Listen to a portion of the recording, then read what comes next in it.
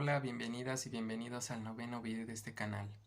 Corría el año 1949 cuando el escritor George Orwell publicó su segunda gran obra maestra, que fue su mundialmente reconocida y aclamada novela titulada 1984. En esta planteó un mundo distópico que él ideó como una crítica encauzada al temor que él y mucha gente tenía en esa época por el desconcierto de saber cuál sería el rumbo político por el que se encaminarían los gobiernos mundiales. Principalmente se temía, luego de la reciente culminación de la Segunda Guerra Mundial en aquel entonces, que los gobiernos dieran paso al surgimiento de nuevos regímenes de carácter totalitario como el nazismo y fascismo, que fueron los regímenes detonantes de esta guerra. Por este motivo, Orwell, a través de su novela, externó esa principal preocupación en el mundo que desarrolló con una visión futurista ambientada en el año 1984. De ahí el título que recibió la obra, en la que expone precisamente un plano terrestre administrado por un gobierno totalitario socialista, influenciado por la tecnocracia que tiene un poder aparentemente descentralizado, dividido en tres superestados llamados Eurasia, Estasia y Oceanía, los cuales viven en una supuesta disputa interminable que al final resulta ser una simple estrategia para generar ideologías nacionalistas, por así decirlo, en los ciudadanos de cada superpotencia y mantenerlos de esta forma entretenidos y enajenados para celebrar las victorias de las superpotencias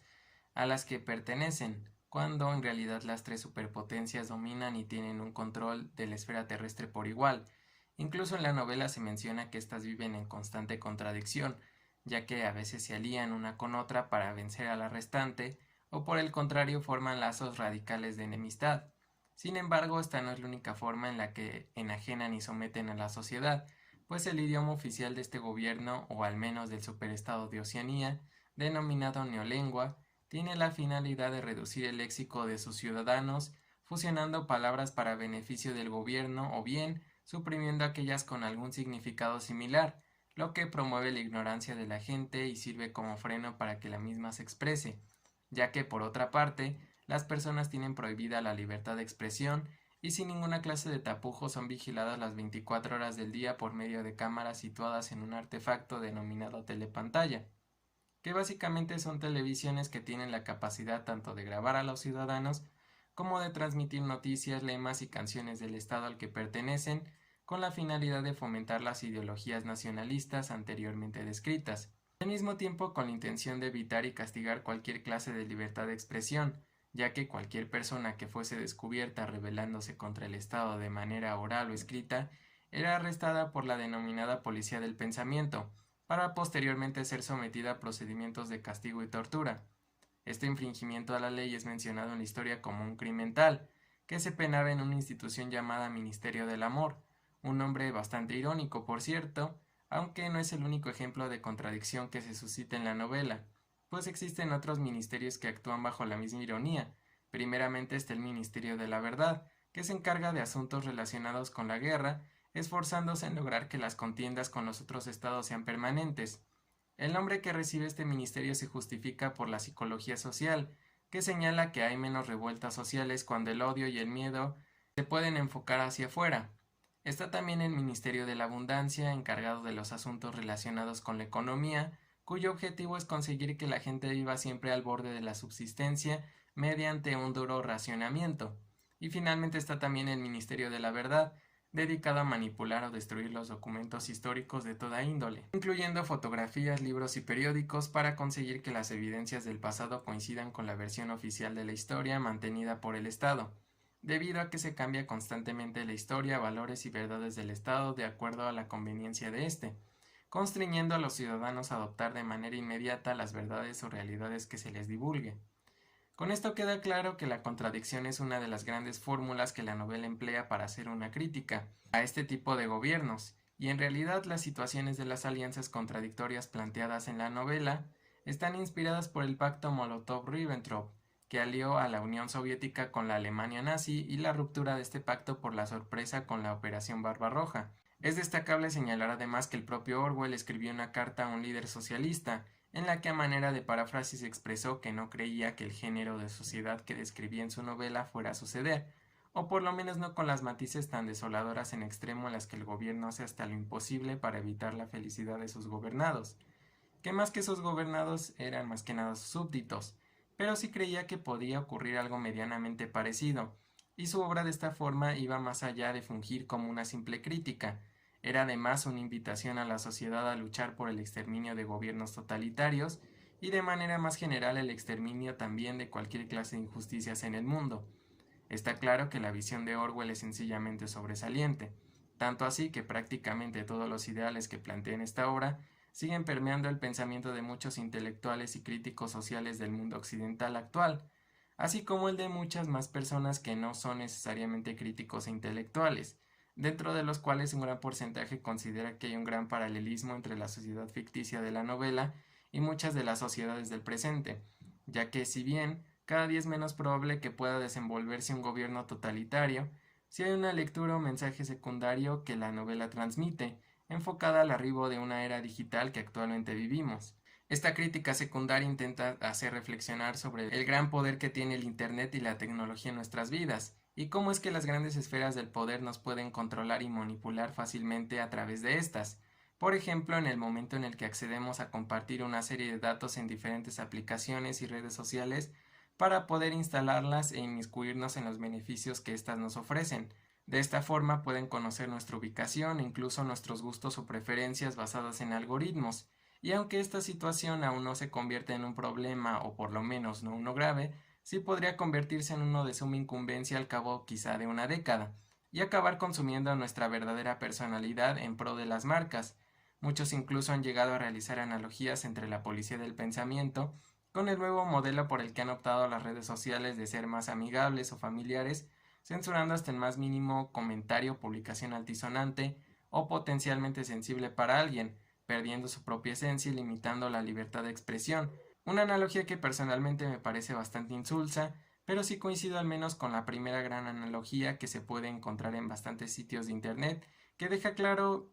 el arma de doble filo que el mundo del Internet representa, ya que aunque la gran mayoría es consciente de los maravillosos beneficios de este, muy pocos aún en contraparte llegan realmente a ser conscientes de su lado negativo. Ahora bien, retomando el tipo de críticas y reflexiones que se encuentran en Internet sobre la novela, he podido apreciar que la mayoría de ellas, por no decir que prácticamente todas, se encaminan justamente a las analogías tecnológicas, lo cual es muy lógico porque, como ya mencionaba, es la crítica secundaria por excelencia que se expone con gran énfasis en la obra. Sin embargo, también considero que puede haber otras que se pueden descubrir siendo lo suficientemente observador, y aunque por obvias razones ya entrarían en el terreno de ser críticas terciarias o cuaternarias, considero que tienen el mismo valor y capacidad para generar una crítica y reflexión en nuestras vidas. Tal es el caso de doble pensar, un término acuñado por Orwell, que es una palabra compuesta pues se sustituye por la unión de dos palabras simples, doble y pensar. Dicho concepto es mencionado en un pasaje de la novela cuando se relata cómo es que la gente puede sobrevivir a la hipocresía y persistentes contradicciones con las que se les bombardea, lo cual se logra precisamente por medio de la puesta en práctica del doble pensamiento. Pero para entender qué es este concepto me pareció necesario hacer esta larga introducción y contextualización de la novela, para comprender a qué tipo de contradicciones aplica y cómo ésta nos puede salvar incluso en las circunstancias más sombrías de nuestra vida a las que somos sometidos. Y en este sentido menciono esto para más que nada dar una justificación al hecho de explayarme tanto en el contexto de la historia para la comprensión del término. Así que bien, partimos por la pregunta ¿qué es doble pensar?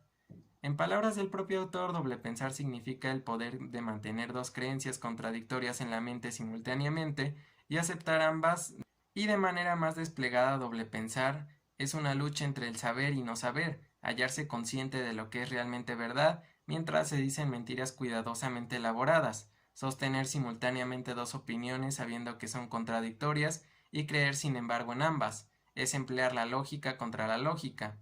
De esta forma, la práctica del doble pensar es un mecanismo de supervivencia para quien está sometido a la represión, es una manera de obedecer al régimen, mientras se trata de rescatar al individuo, su verdad y su historia. Personalmente esta herramienta, que queda a mi parecer bastante difusa en la obra, es fascinante. Esto porque claro, la obra, como ya lo he mencionado varias veces a lo largo de este video, tiene un propósito muy recalcado que es concientizar a la sociedad sobre la manipulación que los gobiernos ejercen para construir nuevos peldaños de su poder, lo cual me parece genial también, pero ¿qué es lo que podemos hacer cuando ya estamos tan sometidos? ¿Qué es lo que podemos hacer si un gobierno nos tiene tan maniatados que no encontramos siquiera la más mínima forma de luchar? La respuesta es fácil, aplicar el doble pensamiento. Y es triste decirlo, pero la mayoría de las veces esto ocurre y es casi imposible vencer a un sistema impuesto casi de manera dogmática en la sociedad.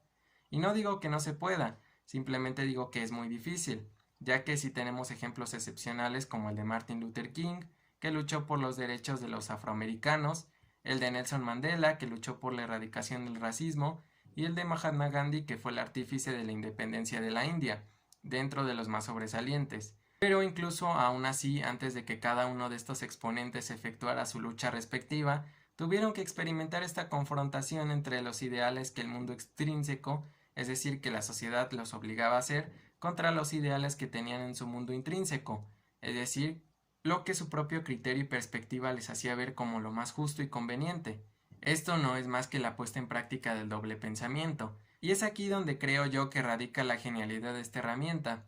Pues para hacer una lucha social e incluso para que una invención pueda desarrollarse, tiene que haber una duda entre la realidad que se vive y la realidad que se anhela, la que puede hacernos más felices o la que para nosotros tiene mayor sentido para no perder nuestro juicio, valores e identidad, como ocurre en el caso de la novela. Y por estas razones creo que el doble pensamiento puede aplicarse en todos los terrenos de nuestra vida y no únicamente para juzgar lo que nuestro gobierno nos impone,